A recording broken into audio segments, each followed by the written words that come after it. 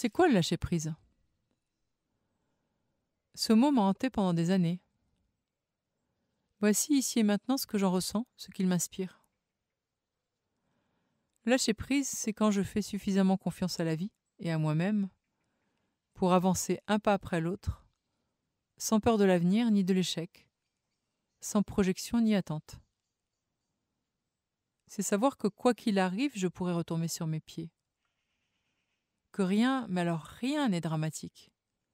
Que tout est expérience à vivre, y compris les douloureuses, et que derrière chaque expérience, il y a un rayon de soleil, une compréhension, un déclic, qui vont pouvoir me libérer d'une nouvelle couche de pollution.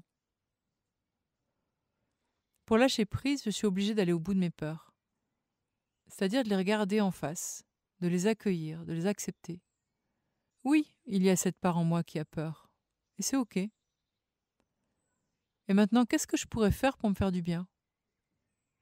Et du coup, retrouver un alignement pour faire, pour dire et pour être ce qui est juste pour moi face à cette peur. Car la créativité ne sort jamais quand la peur est présente. Avec la peur, il n'y a pas de solution.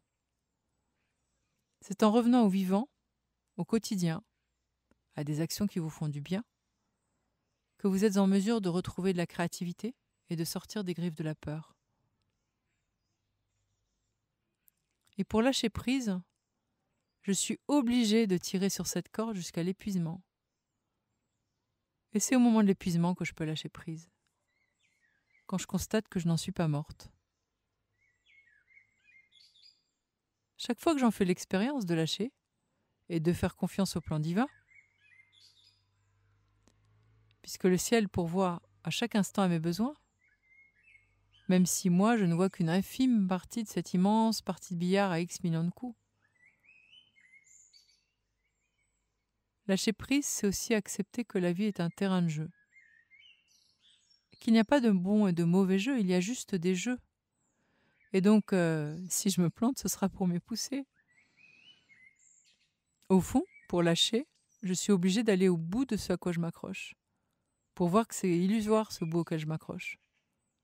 Regardez bien, quand une peur vous saisit, et que l'instant d'après, votre esprit est occupé, capté par autre chose, ça montre bien que cette peur est passagère, qu'elle n'est pas vous, qu'elle ne vous appartient pas, non? À méditer. Alors qu'est-ce que je peux faire chaque fois que j'ai une peur qui remonte pour aller vers elle, la regarder et la confier à l'univers, à mes guides, leur demander de m'en libérer? Chaque fois que la peur de manquer m'assaille, et quel thérapeute n'a pas rencontré cette peur, et chaque fois que j'arrive à lâcher, dans les 2 heures qui suivent, au moins 1 à 2 personnes prennent rendez-vous pour un soin. Si ça, ce n'est pas un signe. Pour finir, j'ai envie d'ajouter ceci. Le lâcher-prise, comme le pardon, n'existe que dans cette dimension, dans cette vie incarnée sur Terre. C'est notre rapport à la matière qui nous amène à nous accrocher à des objets, à des situations, à des personnes, à des animaux. Le lâcher-prise, comme le pardon, ne se décrète pas. Il se constate dans le rétroviseur.